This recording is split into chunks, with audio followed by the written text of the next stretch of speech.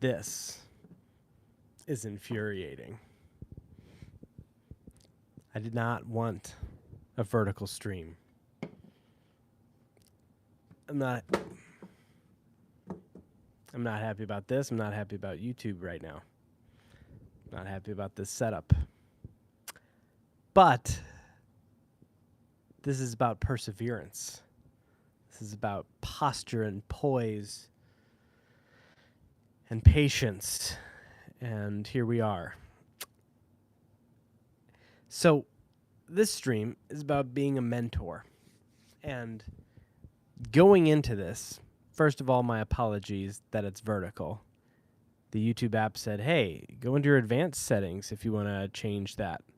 And then there was no button to change advanced settings. So here I am. If you don't know me, I did a live stream last week, and I got some comments that were like, oh, yeah, cool. Why are you talking about that? Who are you? So as the briefest of introductions, hey, Sean.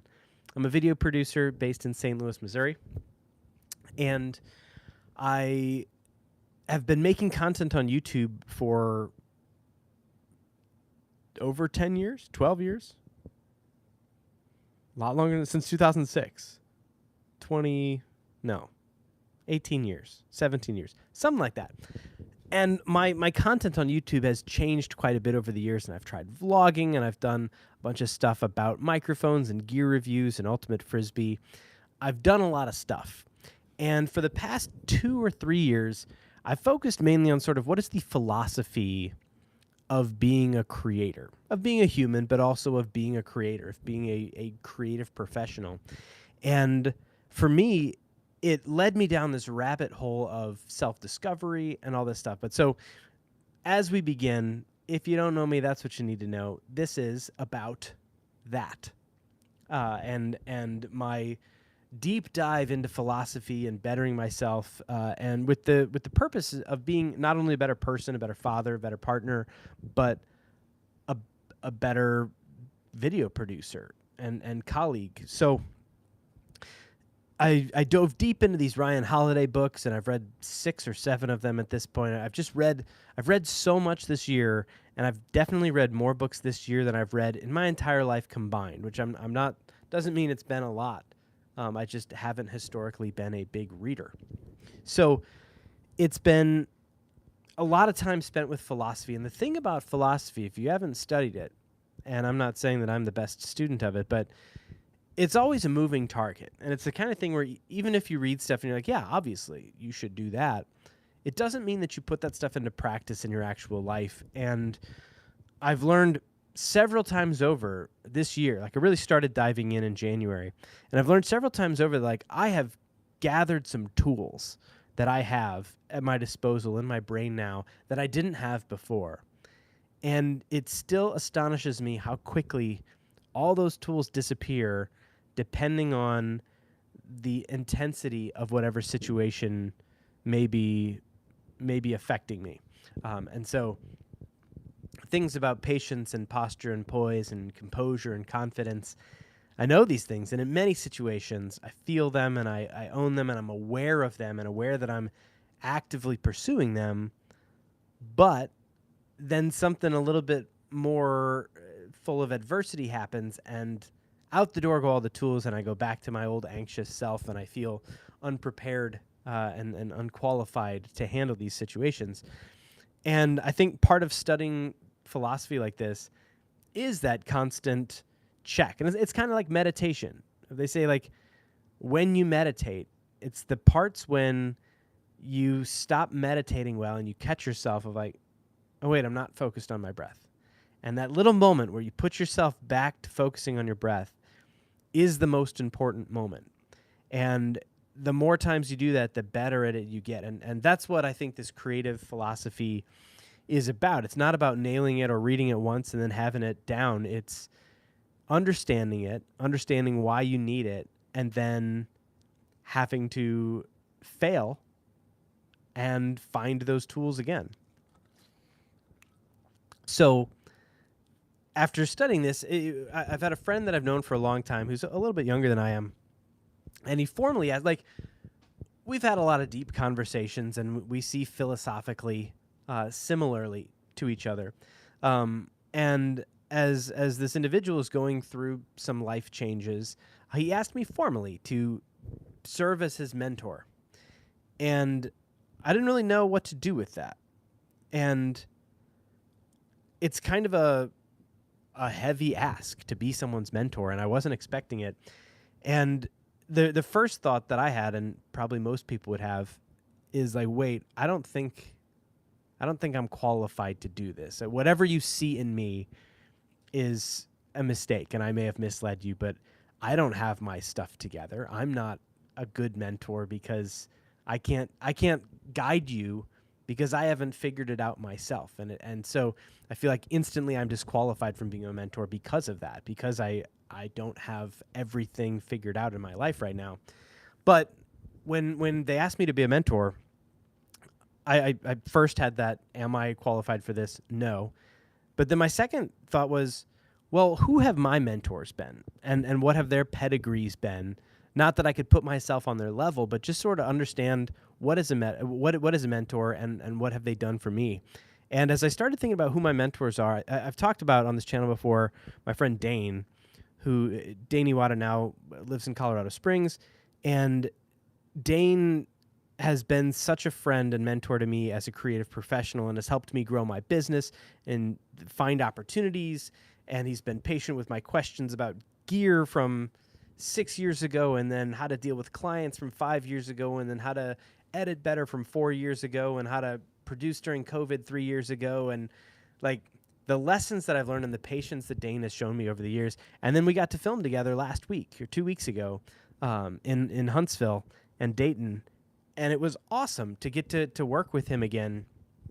And it's not that he wouldn't sit here and say, oh, yeah, I figured everything out, and that's why I can help Sean. But he has an altruistic element to him. And I think I was eager enough to learn that he took the time. He was patient with me.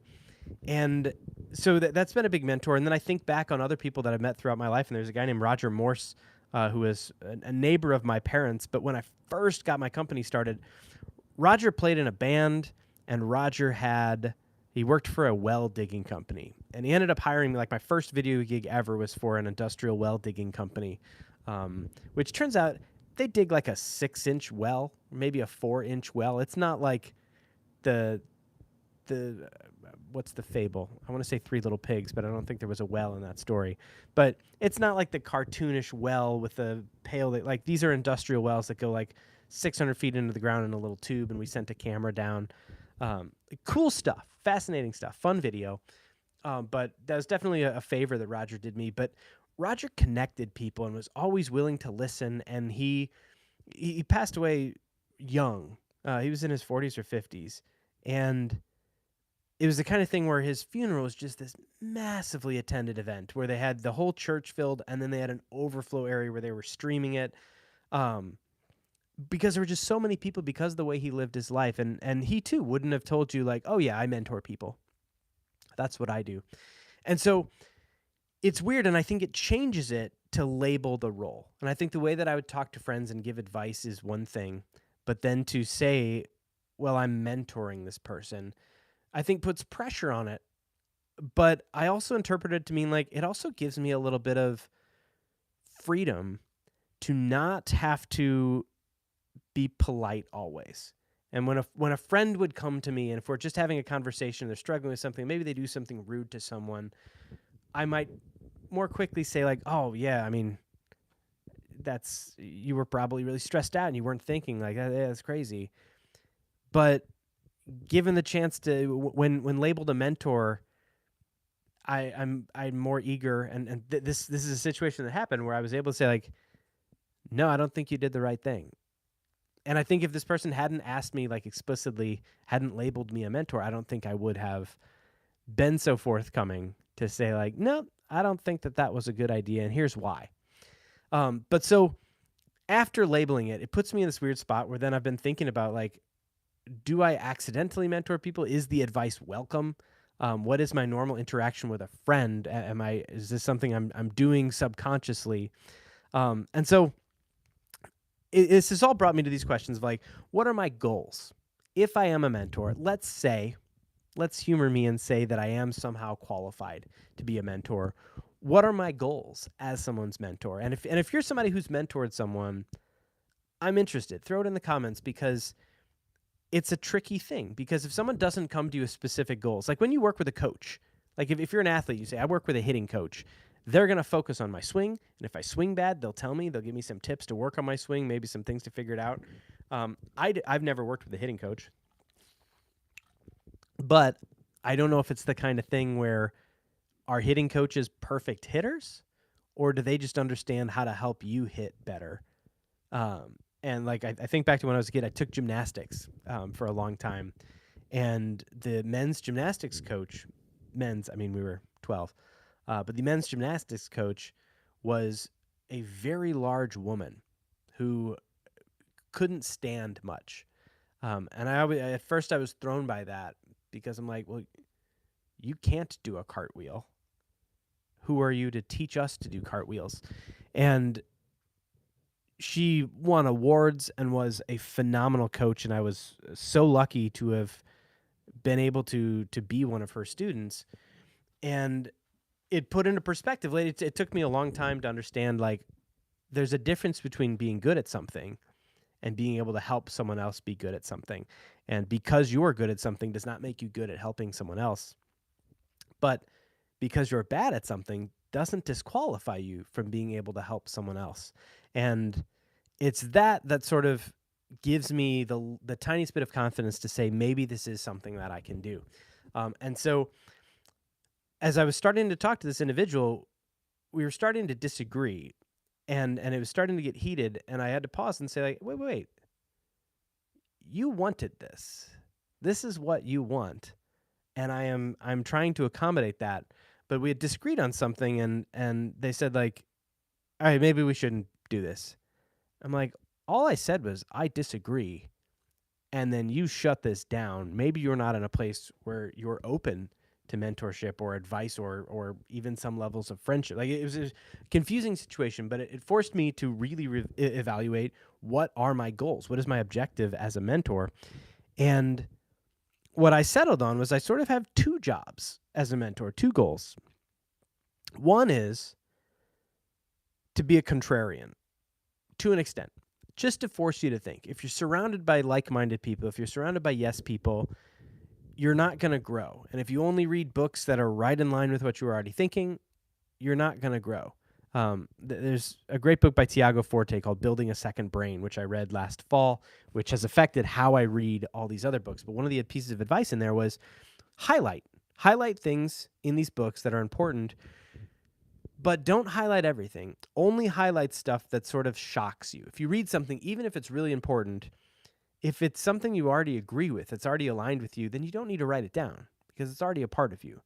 And that then has made it so that all these things that I do highlight in books, when I highlight something, it's something profound that I didn't realize before, or that is antithetical to what I've embraced as my own philosophy. So having someone who is just there to say, you explain something, like, take me, for example. We've been working on this kids show, and we've had all these ideas for a kids show, and we filmed it, and I'm starting to edit it. And I'm going to put together this timeline the way that I think it's right. And if somebody along the way is like, but why? Why would you do it that way? Just that pushback is enough for me to think again, for me to consider again what my options are. And when you do that, that gives you the opportunity to grow. That gives you the opportunity to expand yourself instead of being on autopilot. It's just a moment. I mean, that's what it is. It disables your autopilot for just a minute. And it's not something that they're necessarily, the mentor is offering some sort of advice or alternative, but it's just enough for you to stop and be like, wait, I was going to do that, but why? Why was I going to do that? And is that the best thing to do? And even if I know it's the best thing to do, to stop and consider why I think it's the best thing to do is not something that I necessarily would have done. And so that's part one of being a mentor, of just creating moments for somebody to think a little differently, to think again, to consider things that they may have taken for granted. And then the other piece, the second piece, is to find out what your mentees' goals are and just remind them of that. And as I thought about this one, it was the kind of thing where it's not necessarily important what they are or if I know how to get there, but being reminded, are you on the right track? Or just asking someone to evaluate, are you on the right track, puts you in a spot where you can be helpful. Because, again, using myself as a mentee as an example, what I want to do is create educational content for kids. That is my purpose. That is what I'm excited about. The kids show is a big step of that, but most of the work I've done with clients over the past couple of years has been this exact kind of work. And this whole week I've been struggling with one client who's not an educational client. They're a business to business manufacturing client, and it's been exciting work and it has paid decently when it pays. But it's definitely not work that's putting me to where I want to go. And I think I lose sight so often of, is this the right move? Is this something that's where I want to be? And I think the people who mentor me and who partner with me, and I don't, it's not always a formal mentorship, but the people who I talk to are that voice to say, like, there's a big project that's on the table with these people that I've been working to try to get. And it would be a lot of money. It would be a ton of work. And this work is a bit chaotic and disorganized, and there's too many cooks in the kitchen. And it's not always rewarding. There's always compromises that make the final product worse than I would want it to be. And as I say this, I'm able to say this because I just had a long conversation the other night with Sean, not my alternate personality, but my creative partner on so much of this stuff, Sean Kirkland. And we have this budding relationship where we were talking about this, and we've done a lot of work together this year, a lot of it awesome educational work. And then there's this client. And it's the kind of thing where it took me a minute to pause and look back and say, my goal is to make children's content. For someone to say, is this getting you to your goal, is really valuable. And it's not that they're saying, Sean, this isn't getting you to your goal, or Sean, you might want to look at just the mere fact of asking, is this client getting you to your goal, or is this an obstacle between you and your goal? And again, there doesn't have to be a solution. This is something that I need to understand, that I need to work through. But having somebody who isn't inundated by the day-to-day, who's able to say, is what you're doing getting you closer to your goal? And two, is there a different way to do it? Is this the best way to get to your goal? It's those two questions that I think are most important for a mentor. And there's other pieces where someone can be helpful with their experience, especially if they're in the same field as you. If you're mentoring someone professionally, there's obviously a bunch of other opportunities. And I've been privileged enough to work with several young creators on the philosophy of their business. And then I made this whole course, which is available somewhere on my website or I don't know, I'll put it in the link somewhere. But I made a course on how to run a creative business authentically and without selling your soul. And I've served, I guess, as a mentor, but that's more of this professional. Like, I have this experience. I've made these mistakes, learn from them. And it's kind of what this whole channel has been about. And I've formalized it into a class, but it's a different thing when it's not someone who can cross over with your expertise professionally, as it is with this person who asked me to serve as their mentor. So those are my goals: to be a contrarian to an extent, and to serve as a reminder to check your compass. Ted, don't forget to wind your watch.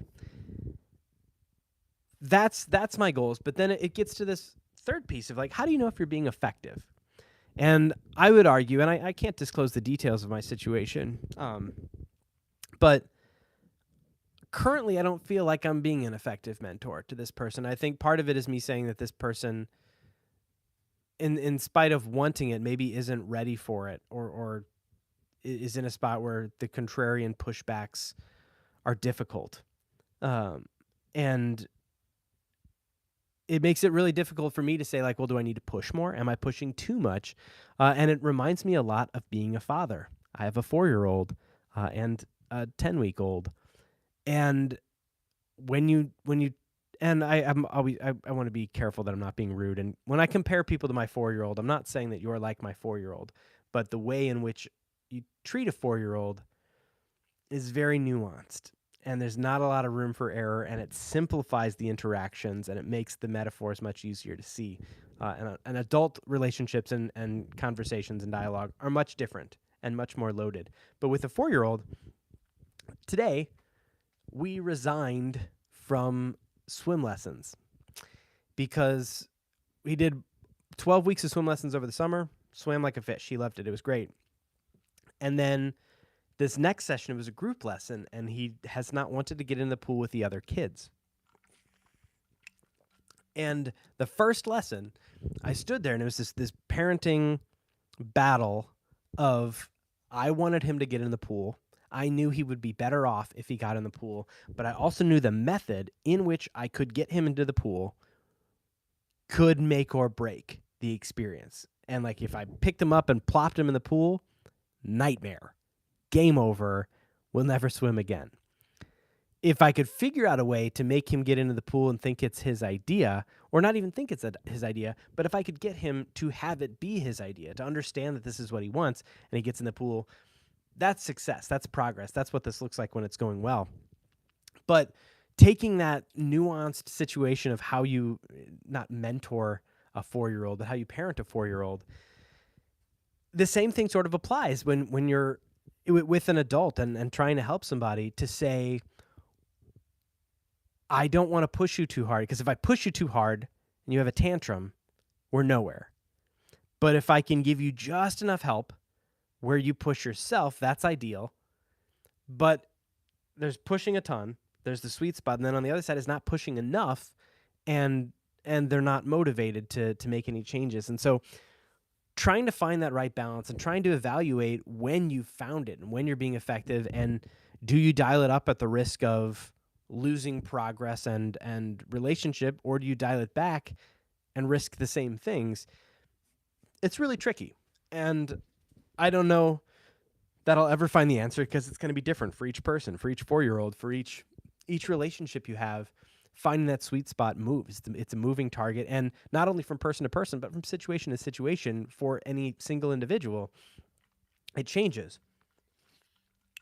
So it's tough to evaluate if you're doing a good job as a mentor, because they say, like, a good leader, people wouldn't necessarily know that you're leading.